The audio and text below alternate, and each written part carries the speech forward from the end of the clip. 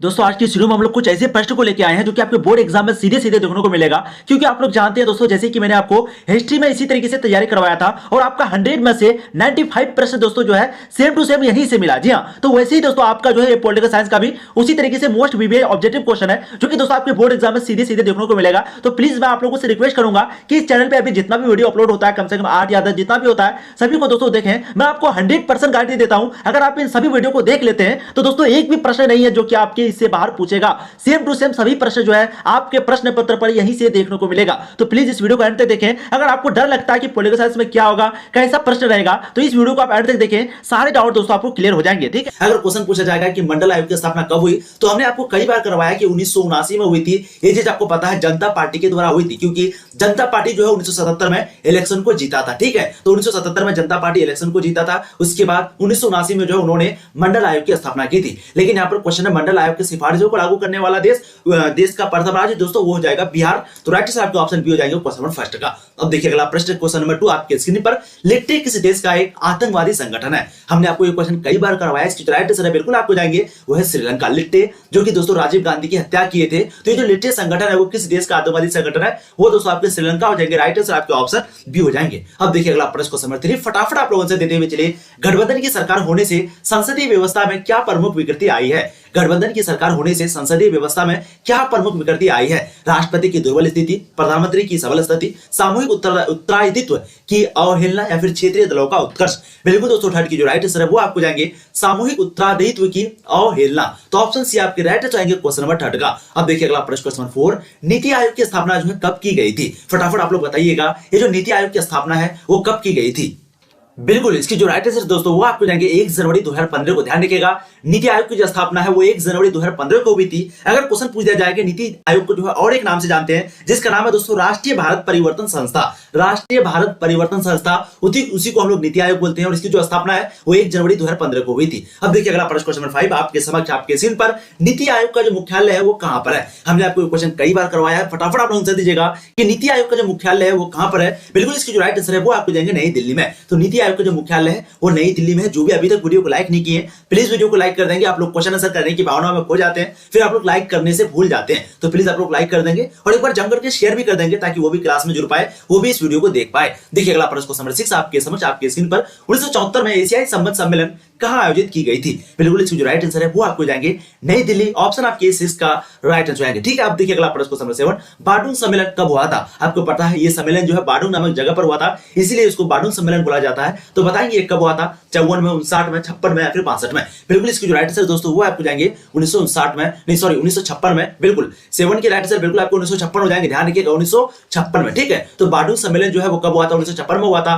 Right answer यहाँ पर आपको ऑप्शन सी हो जाएगा। ऑप्शन थोड़ा सा उलट फिर है, ये ध्यान रखिएगा, कब? 1956 में। बहुत बढ़िया। देखिए अगला प्रश्न क्वेश्चन नंबर 8 भारत में नेहरू युग जो है वो कब से कब तक माना जाता है? तो आपको पता है भारत में नेहरू युग जो है वो 1947 यानी कि जब भारत की आजादी हुई 15 अगस्त 1947 से लेकर के 1964 तक, जब जो है नेहरू जी की मृत्यु हुई थी। तो राइट आंसर 8 का जो यहाँ पर बिल्कुल आपके ऑप्शन ए हो जाएंगे। और जस्ट 1964 के बाद कौन प्रधानमंत्री बने थे? बिल्कुल लाल बहादुर शास्त्री। ठीक है, तो ध्यान रखिएगा, पूछा जाता है कि जय जवान जय किसान का नारा किसने दिया था? तो दोस्तों वो लाल बहादुर शास्त्री ने दिया था। और लाल बहादुर शास्त्री की जो मृत्यु है वो 1966 ईस्वी में हो गई थी, और इसके बाद जो है इंदिरा गांधी तीसरे प्रधानमंत्री बने थे। देखिए अगला प्रश्न क्वेश्चन नंबर 9 1989 में किसने राष्ट्रीय मांझा सरकार का नेतृत्व किया? वीपी सिंह ने यानी कि विश्वनाथ प्रताप सिंह ने, इंदिरा गांधी ने, देवालाल ने, इनमें से कोई नहीं। बिल्कुल 9 की जो राइट आंसर है वो आपको जाएंगे विश्वनाथ प्रताप सिंह ने। तो 1989 में किसने राष्ट्रीय मांझा सरकार का जो है नेतृत्व किया था? तो दोस्तों वो जो है वीपी सिंह यानी कि विश्वनाथ प्रताप सिंह ने किया था। देखिए अगला प्रश्न क्वेश्चन आपके 10 काफी इंपॉर्टेंट क्वेश्चन आपका। चीन में साम्यवादी शासन की स्थापना कब हुई थी? दोस्तों कुछ ही दिनों के अंदर हम लोग जो है 2009 से लेकर के 2021 तक पूरा आपको क्वेश्चन बैंक करवाएंगे पॉलिटिकल साइंस का, जैसे कि हम लोग ज्योग्राफी का और हिस्ट्री का कर चुके हैं। अगर आपका वो सब्जेक्ट है तो जरूर जाके देखिए, और पॉलिटिकल का भी हम लोग बहुत जल्द करवाने वाले हैं। ठीक है, तो उस वीडियो को आप लोग जरूर देखिएगा। अब देखिए चीन में साम्यवादी शासन की स्थापना है वो कब हुई थी? 1950 में, 50 में, 54 में, 62 में? बिल्कुल 10 की जो राइट आंसर है बिल्कुल आपको जाएंगे वो 1949 में। ध्यान रखिएगा, राइट आंसर आपके ऑप्शन ए हो जाएंगे। अब देखिए अगला प्रश्न क्वेश्चन नंबर 11 योजना आयोग के अध्यक्ष कौन होते हैं? हमने आपको ये क्वेश्चन कई बार करवा रखा है। बिल्कुल इसकी जो राइट आंसर है वो आपको जाएंगे प्रधानमंत्री। तो योजना आयोग पूछ दे नीति आयोग पूछते इसके जो अध्यक्ष होते हैं वो प्रधानमंत्री होते हैं। राइट आंसर आपके ऑप्शन बी हो जाएंगे। देखिए अगला प्रश्न क्वेश्चन नंबर 12, मंडल आयोग की सिफारिशों को कब लागू किया गया? मंडल आयोग की बात हो रही है यहाँ पर, ये नहीं कि मंडल आयोग की। मंडल आयोग अगर पूछ दिया जाए, सिर्फ आपको बोले कि मंडल आयोग, तो हमने आपको शुरू में ही बताया कि आपको लगाना 1979, अगर आपको सिर्फ मंडल आयोग पूछे। लेकिन अगर पूछे कि मंडल आयोग की सिफारिशों को कब लागू किया गया, तब जो इसके यहाँ पर आंसर लगाना है, बिल्कुल आपको लगाना है वो 1990, ऑप्शन भी ध्यान रखिएगा, ठीक है। बहुत ही इंपॉर्टेंट क्वेश्चन आपका, राइट आंसर आपके ऑप्शन भी हो जाएंगे। अब देखिए अगला प्रश्न क्वेश्चन 13, जनता दल का चुनाव चिन्ह जो है क्या था? जनता दल का चुनाव चिन्ह क्या था, पूछा गया क्वेश्चन है। देखिए ये भी प्रश्न मैंने आपको कई बार करवाया। प्रश्न आपका यहाँ पर क्या, ध्यान दीजिएगा, जनता दल की बात हो रही है, ना कि जनता दल यूनाइटेड। देखिए एक आपकी जेडीयू पार्टी होती है, मैंने आपको पहले भी बताया, एक आपके आरजेडी पार्टी होती है, इसको क्या बोलते हैं? राष्ट्रीय जनता, सॉरी आरजेडी, ये डी आपका, ठीक है, राष्ट्रीय जनता दल, और इसको क्या बोलते हैं? जनता दल यूनाइटेड। लेकिन यहाँ पर क्वेश्चन क्या है? जनता दल, सिर्फ जनता दल। तो दोस्तों जनता दल का जो चिन्ह है वो आपका चक्र है, जनता दल का जो चिन्ह है वो क्या है? चक्र है। और लालटेन जो है वो दोस्तों वो आरजेडी का चिन्ह है, और जो आपका तीर जो है वो जेडीयू का चिन्ह, ठीक है। अभी जो सबसे बड़ी पार्टी है, पार्टी जो सबसे बड़ी है वो कौन है? आरजेडी है। 2015 में यही पार्टी बड़ी थी और 2020 में भी यही पार्टी बड़ी है। तो ये भी क्वेश्चन आपको पूछा गया है, इसलिए मैंने आपको करवा दिया, ये सभी चीज को ध्यान रखिएगा। देखिए अगला प्रश्न क्वेश्चन 14, क्यूबा के मिसाइल संकट के समय संघ के जो प्रधानमंत्री है वो कौन थे? जोसेफ स्टालिन थे, निकिता खुर्शिव थे, निकोली बुल्गानी थे, या फिर उपयुक्त में से कोई नहीं थे। हमने आपको एक क्वेश्चन करवा रखा, बिल्कुल इसके जो राइट आंसर वो आपको देंगे निकिता खुर्शिव, ठीक है। तो क्यूबा के मिसाइल संकट के समय जो है उस समय जो प्रधानमंत्री थे दोस्तों संघ के वो कौन थे? निकिता खुर्शिव थे। राइट आंसर आपके ऑप्शन बी हो जाएंगे क्वेश्चन नंबर 14 का। देखिए अगला प्रश्न क्वेश्चन नंबर 15, मार्शल योजना क्या थी? अगर क्वेश्चन पूछा जाए मार्शल योजना के बारे में, तो हमने आपको कई बार बताया, मार्शल योजना जो है वो यूरोपीय देशों के पुनर्निर्माण हेतु अमेरिकी सहायता। तो बिल्कुल आपके 15 की जो राइट आंसर है वो आपके ऑप्शन हो जाएंगे। बहुत बढ़िया, बहुत गजब। इसी तरीके से आप लोग को फटाफट आंसर लगाना है, ठीक है। देखिए अगला प्रश्न आपके समझ आपके स्क्रीन पर, नाटो जो संबंधित है वो कौन सा विकल्प सही है? नाटो से संबंधित फटाफट आप लोग बताइएगा। तो उत्तरी अमेरिकी संधि संगठन, उत्तर अटलांटिक संधि संगठन, या फिर उत्तरी अमेरिका आतंक निरोधक संगठन, उपयुक्त में से कोई नहीं। बिल्कुल 16 की जो राइट आंसर है वो आपको जाएंगे उत्तर अटलांटिक संधि संगठन, ऑप्शन बी, ठीक है। तो नाटो से जो संबंधित कौन सा विकल्प यहाँ पर सही होगा दोस्तों? उत्तर अटलांटिक संधि संगठन, ऑप्शन बी आपके 16 का राइट आंसर जाएंगे। अब देखिए अगला प्रश्न क्वेश्चन 17, किस देश के प्रभुत्व से एक ध्रुवीयता कायम हुई थी? देखिए 2018 में ये क्वेश्चन पूछा गया है, बताएंगे कौन सा देश के प्रभुत्व से एक ध्रुवीयता कायम हुआ? फटाफट आंसर दीजिएगा, ए बी सी। अच्छा डी ऑप्शन यहाँ पर गायब है, लेकिन आंसर आप लोग को सही लगाना है। बहुत डी में देखिए आपका अमेरिका होगा, ठीक है। यहाँ पर क्या पूछा? किस देश के प्रभुत्व से एक ध्रुवीयता कायम हुआ? तो दोस्तों यहाँ पर डी आपका ऑप्शन गायब है, डी में जो है आपका अमेरिका होगा, ठीक है। क्योंकि आपको पता है 1991 में जब शीत युद्ध खत्म हो गया तो उस समय जो है सोवियत संघ भी खत्म हो गया, और जब सोवियत संघ खत्म हो गया तो उसके बाद जो है अमेरिका का प्रभुत्व दबदबा जो है बढ़ गया। तो राइट आंसर यहाँ पर आपका ऑप्शन डी हो जाएगा। देखिए अगला प्रश्न आपके 18 नंबर क्वेश्चन क्या है कि क्यूबा संकट किस वर्ष उत्पन्न हुआ था? क्यूबा संकट के बारे में तो आपको बहुत अच्छे से पता होगा, क्वेश्चन भी पूछा गया है, ठीक है। ये देखिए 2012 में 19 में पूछा हुआ क्वेश्चन है। तो क्यूबा संकट जो है किस वर्ष उत्पन्न हुआ था? 60 में, 61 में, 62 में, 63 में। बहुत बढ़िया, इसकी जो राइट आंसर बिल्कुल आपको देंगे वो 1962 में। ध्यान रखिएगा क्यूबा जो संकट है वो 1962 में उत्पन्न होता। राइट आंसर आपके ऑप्शन सी हो जाएंगे। देखिए अगला प्रश्न क्वेश्चन 19, सोवियत संघ का विघटन कब हुई थी? सोवियत संघ का विघटन यानी कि सोवियत संघ कब खत्म हुआ था पूर्ण रूप से? तो हम लोग अभी आपको बताया कि जब शीत युद्ध खत्म हुआ था, कब हुआ था? 1991 में, ठीक है। तो जस्ट 19 का राइट आंसर आपके हो जाएंगे 1991 में, ऑप्शन बी, क्योंकि सोवियत संघ का जब शीत युद्ध का जब खत्म हुआ उसी समय जो है सोवियत संघ भी खत्म हो गया। अब देखिए अगला प्रश्न क्वेश्चन 20, आपके समझ आपके स्क्रीन पर, सोवियत संघ की स्थापना जो है किस क्रांति के फलस्वरूप हुई थी? बोल्शेविक क्रांति, गौरवपूर्ण क्रांति, या फिर मजदूर क्रांति, या फिर खूनी क्रांति? तो सोवियत संघ की जो स्थापना है वो किस क्रांति के फलस्वरूप हुई थी? बिल्कुल 20 की जो राइट आंसर है वो आपको जाएंगे बोल्शेविक क्रांति, ऑप्शन आपके 20 का राइट आंसर जाएंगे। देखिए अगला प्रश्न क्वेश्चन 21, सोवियत राष्ट्रपति मिखाइल गोर्बाचेव ने कब अपना त्याग पत्र दिया था? कब अपने अपना रिजिग्नेशन लेटर दिया था, रिजाइन किया था? सोवियत राष्ट्रपति मिखाइल गोर्बाचेव ने कब अपना इस्तीफा दिया था? दिसंबर 1991 में, जनवरी 1990 में, जून 1989 में, या फिर मार्च 1988 में? बहुत बढ़िया, 21 की जो राइट आंसर है वो आपको जाएंगे दिसंबर 1991 में। ध्यान रखिएगा 21 के राइट आंसर आपके ऑप्शन ये हो जाएंगे। देखिए अगला प्रश्न क्वेश्चन 22, अमेरिका ने आशिक परमाणु परीक्षण संधि, क्या नाम है? आशिक परमाणु परीक्षण संधि, जिसको बोलते हैं हम लोग पार्शियल टेस्ट बैन ट्रीटी,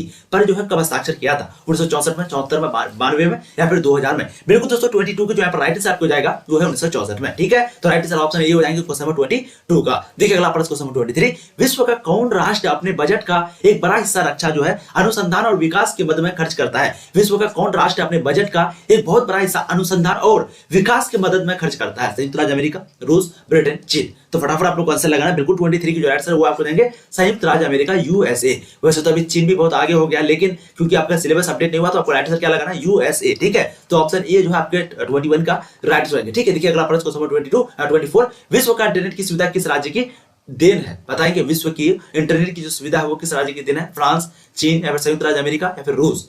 बिल्कुल दोस्तों 24 की जो है राइट आंसर आपको जाएंगे वह संयुक्त राज्य अमेरिका यूएसए। ठीक है, तो विश्व को इंटरनेट की जो सुविधा है वो संयुक्त राज्य अमेरिका के कारण एक प्रकार का है दिन है उसी का। ठीक है, देखिए अगला प्रश्न क्वेश्चन 25, भारत में परमाणु कार्यक्रमों का मुख्य उद्देश्य जो है क्या बताया जाता है? भारत में परमाणु कार्यक्रमों का जो है मुख्य उद्देश्य क्या बताया जाता है? महाशक्ति के दौर में शामिल होना, चीन एवं पाकिस्तान पर दबाव बनाना, संयुक्त राज्य अमेरिका पर दबाव बनाना, अपनी ऊर्जा आवश्यकता को पूरा करना। बिल्कुल दोस्तों 25 की यहाँ पर राइट आंसर आपको जाएगा वह अपनी ऊर्जा आवश्यकता को पूरा करना, ऑप्शन डी। ठीक है, तो भारत में परमाणु कार्यक्रम का जो मुख्य उद्देश्य होता है वो क्या होता है? वो होता है अपनी ऊर्जा आवश्यकता को पूरा करना, ऑप्शन डी आपके 25 का राइट आंसर आएंगे। अब देखिए अगला प्रश्न क्वेश्चन 27, यूरो निम्नलिखित में से यूरो जो है निम्नलिखित में से किसकी मुद्रा है? हमने आपको ये क्वेश्चन कई बार करवा रखा है, इसको जो राइट आंसर है बिल्कुल आपको जाएंगे वह यूरोपीय संघ की मुद्रा, ऑप्शन सी। ठीक है, तो यूरोप जो है दोस्तों वो यूरोपीय संघ की मुद्रा है, राइट आंसर आपका ऑप्शन सी हो जाएंगे। देखिए अगला प्रश्न क्वेश्चन 27, अफगानिस्तान सार्क का सदस्य जो है कब बना था? अफगानिस्तान जो है वो सार्क का सदस्य कब बना था?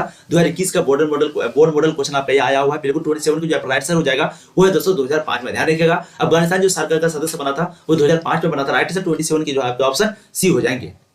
चलिए अगला प्रश्न को चलते हैं, क्वेश्चन आपको जाएंगे एक इंपॉर्टेंट पॉइंट है, बहुत ही इंपॉर्टेंट पॉइंट है, इसको समझिएगा, आपके शॉर्ट क्वेश्चन में जो है पूछे जाते हैं। ठीक है, देखिए भारत तथा चीन के बीच महत्वपूर्ण घटनाएं क्या क्या घटनाएं हुई थी? तो सबसे पहले 1950 में चीन ने भारत के क्षेत्र तिब्बत पर कब्जा कर लिया तथा वहां बस्तियां बसाना शुरू कर लिया। तो ठीक है, कहां पर तिब्बत पर जो है कब्जा कर लिया, कौन? चीन। कब? 1950 में। 1950 में चीन ने भारत के क्षेत्र जिसका नाम था तिब्बत उस पर कब्जा कर लिया तथा वहां जो है बस्तियां बसाना शुरू कर दिया। दूसरा, चीन भारत के अरुणाचल प्रदेश के कुछ इलाका तथा लद्दाख की अक्साई चीन पर अपना अधिकार जमाने के चलते 1962 में भारत चीन युद्ध हो गया। ठीक है, हालांकि इसमें भारत को जो है पीछे हटना पड़ा। तो आपको पता है कभी कभी अरुणाचल प्रदेश और कभी कभी अक्साई चीन जिसको हम लोग बोलते हैं वहां पर जो हमेशा विवाद चलते रहता है चीन और भारत के बीच, जैसे कि आप सबको पता है। ठीक है, तीसरा क्या, 1976 तक दोनों देशों के बीच कूटनीतिक संबंध समाप्त हो गए। 1976 तक दोनों देशों के बीच क्या हो गया? कूटनीतिक जो संबंध था दोस्तों, रिलेशन वो समाप्त हो गया। 1970 के दशक के बाद चीन के रूप में परिवर्तन आया। चीन के रूप में क्या आया? बदलाव आया। कब? 1970 के बाद। ठीक है, अब 1981 में दोनों देशों के मध्य बातचीत शुरू हुई तथा सीमा विवाद को लेकर बहस हुआ। ठीक है, तो चीजें आपको समझ में आएगी, 5 पॉइंट आप लोग जरूर स्क्रीनशॉट ले लीजिए। देखिए अगला प्रश्न क्वेश्चन 28,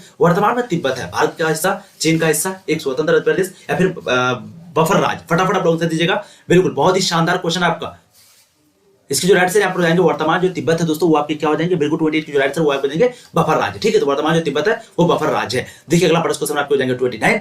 देखिए अगला प्रश्न क्वेश्चन नंबर 29 आपके स्क्रीन पर काफी इंपोर्टेंट क्वेश्चन है। अभी हमने आपको करवाया कि लिबरेशन टाइगर्स ऑफ तमिल इलम, जिसको हम लोग बोलते हैं लिट्टे, इसका फुल फॉर्म क्या होता है दोस्तों? लिबरेशन टाइगर्स या फिर बल देना। तो राइट आंसर आपके ऑप्शन बी हो जाएंगे क्वेश्चन नंबर 30 का। देखिए अगला प्रश्न क्वेश्चन नंबर एक बहुत ही इंपोर्टेंट पॉइंट है आपका। अगर क्वेश्चन पूछ दिया जाए कि भारत तथा बांग्लादेश के बीच विवाद का क्या कारण है, क्योंकि मैंने आपको बताया था कि भारत और बांग्लादेश के बीच जो है एक समझौता हुआ जिसका नाम है फरक्का समझौता, लेकिन एक विवाद है, इस विवाद के क्या क्या कारण है तो समझिए। इन दोनों देशों के बीच ब्रह्मपुत्र तथा गंगा जल की हिस्सेदारी को लेकर के अभी भी विवाद खड़ा है। बांग्लादेश से अवैध अप्रवास से भारत सरकार बांग्लादेश से नाराज है, यानी कि बांग्लादेश से जो अवैध अप्रवास है तो उसे क्या भारत सरकार जो है इस बात से बांग्लादेश से नाराज है, और भारत विरोधी इस्लामी जमातों का बांग्लादेश समर्थन करते हैं। भारत विरोधी जो है इस्लामी जो है वो क्या करता है? जमातों का बांग्लादेश क्या करता है? समर्थन करता है। भारतीय सेना को पूर्वोत्तर भारत में जाने के लिए बांग्लादेश रास्ता नहीं देता है। पूर्वोत्तर भारत मतलब उधर ही, यानी कि सेवन सिस्टर स्टेट जो है, यानी कि 7 बहनें जो राज्य है, ठीक है, बांग्लादेश से होकर भारत को म्यांमार तक प्राकृतिक गैस निर्यात करने नहीं दिया जाता है।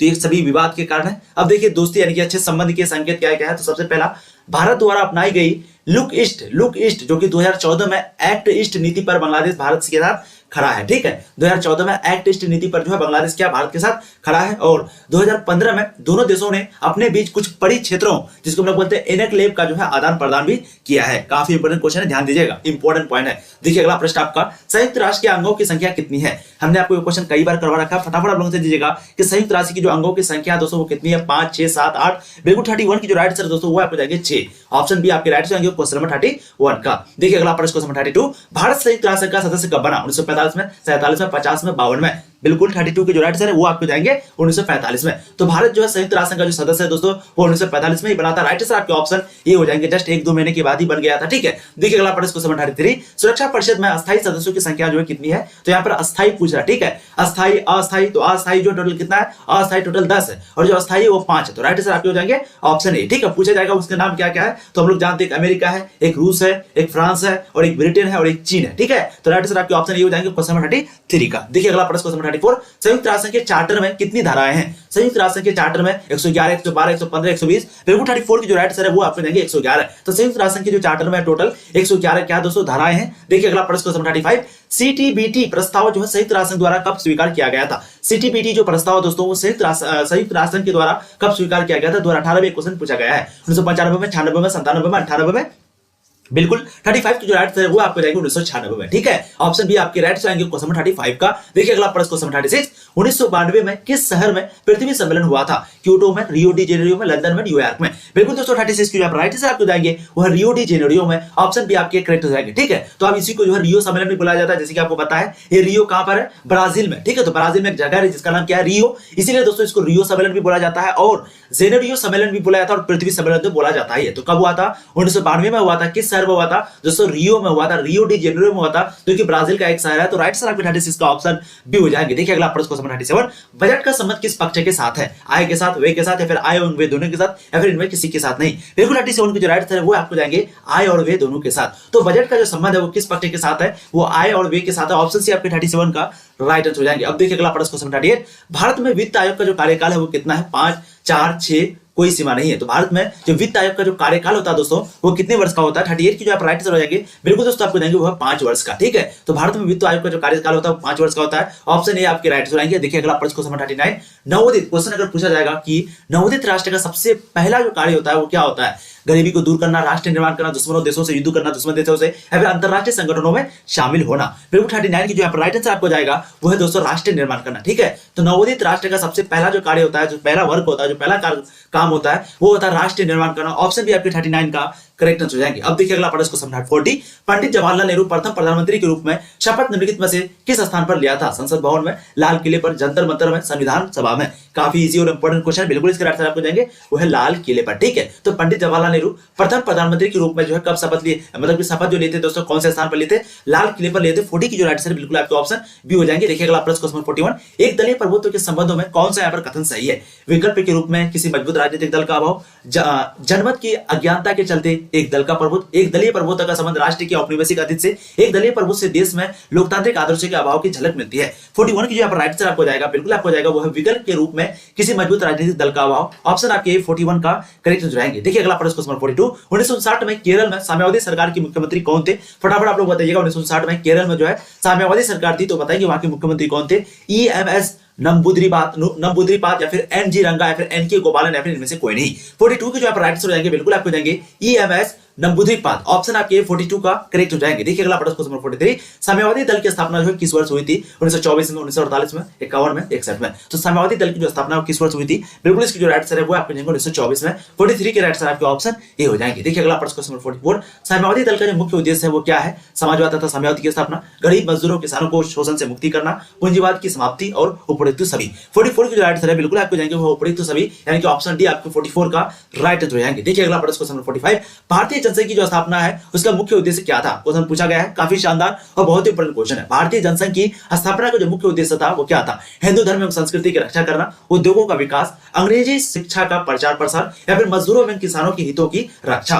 बिल्कुल दोस्तों 45 की जो राइट से यहाँ पर आपको जाएंगे वो है दोस्तों हिंदू धर्म एवं संस्कृति की रक्षा करना। ऑप्शन ए आपके 45 का करेक्ट आंसर जाएंगे। देखिए अगला प्रश्न क्वेश्चन 46, राष्ट्रीय विकास परिषद का जो गठन है वो कब हुआ था? 2015 के एनुअल एग्जाम में 19 में पूछा गया क्वेश्चन है। 1950 में, 55 में, 52 में, 1956 में। बिल्कुल 46 की यहाँ पर राइट आंसर आपको जाएगा वो है दोस्तों 1952 में। ध्यान रखिएगा 1952 आपका राइट आंसर होगा। ठीक है, यानी कि ऑप्शन सी जो है 1952 करेक्ट आंसर रहेगा। तो क्वेश्चन क्या था कि राष्ट्रीय विकास परिषद का गठन कब हुआ था? तो 1952 में। 46 के राइट आंसर आपके ऑप्शन सी हो जाएंगे। बहुत बढ़िया। देखिए अगला प्रश्न क्वेश्चन 47, राष्ट्रीय विकास परिषद के सदस्य कौन होते हैं? सभी राज्यों के मुख्यमंत्री, योजना आयोग के सदस्य, मंत्रिमंडल के मंत्री, उपर्युक्त सभी। तो राष्ट्रीय विकास परिषद के जो सदस्य होते हैं वो कौन होते हैं? इसकी जो राइट आंसर यहाँ पर हो जाएगा वो है दोस्तों उपर्युक्त सभी। ठीक है, तो सभी राज्यों के मुख्यमंत्री भी और योजना आयोग के सदस्य और मंत्रिमंडल के मंत्री ये सभी जो है राष्ट्रीय विकास परिषद के सदस्य होते हैं। तो राइट आंसर 47 की आपके ऑप्शन डी हो जाएंगे। देखिए अगला प्रश्न क्वेश्चन 48, 1938 में राष्ट्रीय आयोजन समिति की जो स्थापना है किसकी अध्यक्षता में की गई थी? सुभाष चंद्र बोस, पंडित जवाहरलाल नेहरू, सर दलाल, या फिर उपर्युक्त में से कोई नहीं। तो 1938 में राष्ट्रीय आयोजन की जो समिति की स्थापना है